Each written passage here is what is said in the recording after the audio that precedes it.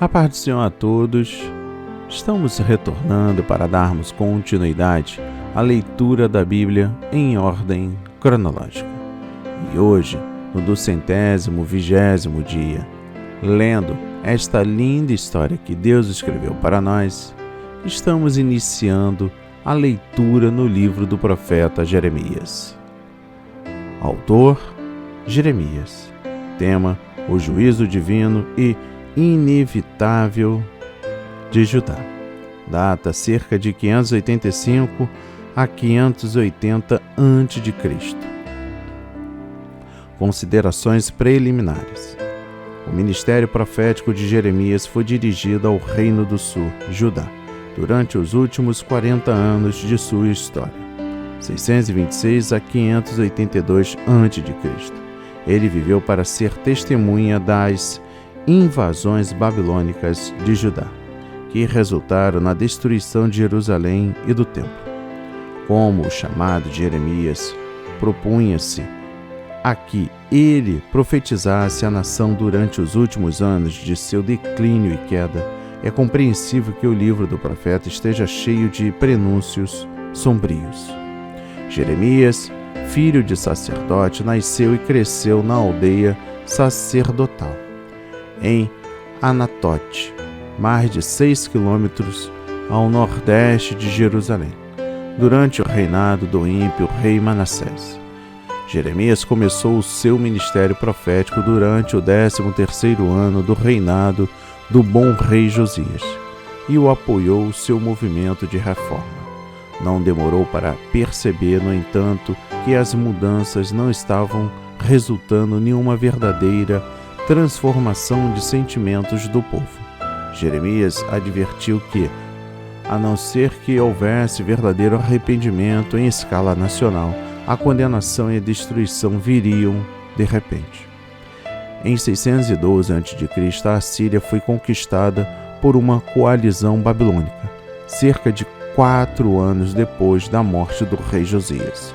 O Egito foi derrotado por Babilônia na Batalha de Carquemis, 605 a.C. Naquele mesmo ano, o exército babilônico de Nabucodonosor invadiu a Palestina, capturou Jerusalém e deportou alguns dos jovens mais seletos de Jerusalém para a Babilônia, entre eles Daniel e seus 3 amigos. Uma segunda campanha contra Jerusalém ocorreu em 597 a.C., ocasião em que foram levados 10.000 cativos à Babilônia, entre os quais Ezequiel. Durante todo esse tempo, as advertências proféticas de Jeremias a respeito do juízo divino iminente passaram despercebidas pela nação. A última invasão babilônica tomou Jerusalém, o templo e a totalidade do reino de Judá em 586 a.C.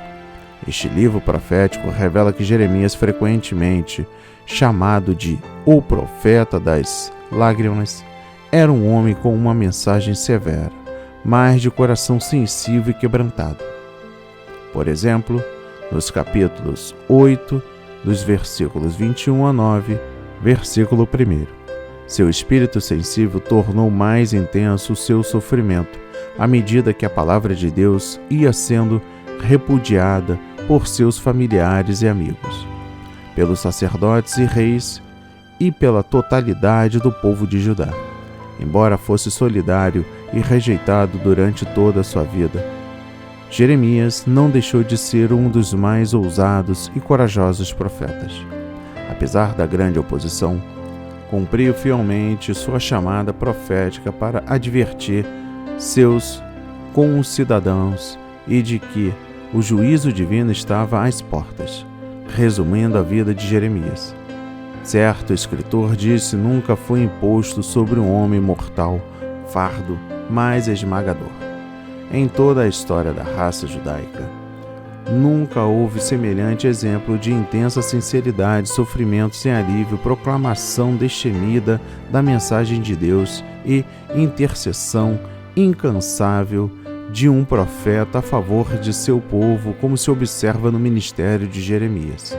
Mas a tragédia de sua vida foi esta: Pregava a ouvidos surdos e só recebia ódio em troca do seu amor aos compatriotas. O autor do livro é indicado com clareza: Jeremias. Depois de profetizar durante 20 anos a Judá, Jeremias foi ordenado por Deus a deixar a sua mensagem por escrito. Assim, o fez ao ditar suas profecias ao seu fiel secretário, Baruque, visto que Jeremias estava proibido de comparecer diante do rei. Enviou então Baruque para ler as profecias no templo. Depois disso, Giudi as leu diante do rei Joaquim. O monarca demonstrou desprezo a Jeremias e às palavras do Senhor ao cortar e queimar o rolo. Jeremias voltou a ditar suas profecias a Baruque e dessa vez incluiu até mais do que estava no primeiro rolo. O propósito do livro. O livro foi escrito, primeiro, para fornecer um registro permanente do ministério profético de Jeremias e sua mensagem. Segundo, para revelar o inevitável juízo divino por ter o povo transgredido o concerto e persistido em sua rebelião contra Deus e sua palavra. E terceiro, para demonstrar a autenticidade e autoridade da palavra profética. Muitas das profecias de Jeremias foram cumpridas durante a própria vida do profeta. Outras, que envolviam o futuro distante, foram cumpridas posteriormente ou ainda estão por se cumprir. A visão panorâmica. O livro é, essencialmente, uma coletânea de profecias de Jeremias, dirigidas principalmente a Judá, mas também a 9 nações estrangeiras. Estas profecias focalizam principalmente o juízo, embora haja algumas que dizem respeito à restauração. Essas profecias não estão dispostas numa ordem rigidamente cronológica ou temática, embora o livro de Jeremias tenha a estrutura global indicada no esboço. Parte do livro está escrita em linguagem poética, ao passo que outras têm a forma de prosa ou narrativa. Suas mensagens proféticas estão entrelaçadas com os seguintes aspectos históricos. Primeiro, a vida e o ministério do profeta. A história de Judá, principalmente durante o período dos reis Josias e Zedequias, inclusive a queda de Jerusalém. Eventos internacionais que envolviam Babilônia e outras nações. Assim como Ezequiel, Jeremias pratica várias ações simbólicas a fim de ilustrar de modo claro a sua mensagem profética. Por exemplo, o cinto pobre, a proibição divina de não se casar ou ter filho, o oleiro e o barro, o vaso do oleiro que se fragmentou, os 2 cestos de figo, o jugo do seu pescoço, a compra de um terreno na sua cidade natal e as grandes pedras colocadas no pavimento de tijolos de Faraó. A compreensão clara de que Jeremias tinha a sua chamada profética juntamente com as frequentes reafirmações de Deus capacitaram-no a proclamar com ousadia e fé a palavra profética a Judá, apesar de esta nação sempre reagir com hostilidade, rejeição e perseguição. Após a destruição de Jerusalém, Jeremias foi levado contra sua vontade ao Egito, onde continuou profetizando até a sua morte. Características especiais do livro. 7 aspectos principais caracterizam o livro de Jeremias. Primeiro, é o segundo maior livro da Bíblia, pois contém mais palavras, não capítulos, do que qualquer outro livro, exceto os Salmos. Segundo, a vida e as tribulações pessoais de Jeremias como profeta são reveladas com maior profundidade e detalhes do que as de qualquer outro profeta do Antigo Testamento. Terceiro, está permeado com tristezas, angústias e prantos do profeta das lágrimas, por causa da rebeldia de Judá. Apesar de sua mensagem severa, Jeremias sentia tristeza e quebrantamento profundo por causa do povo de Deus. Mesmo assim, sua maior lealdade era dedicada a Deus, e a sua maior profunda tristeza era a mágoa sofrida por Deus. Quarto, sua palavra-chave é rebelde, usada 13 vezes, e seu tema perpétuo é o inescapável juízo divino em retribuição à rebeldia e apostasia. Quinto, sua maior revelação teológica é o conceito do novo concerto que Deus estabeleceria com o seu povo fiel num tempo futuro de restauração.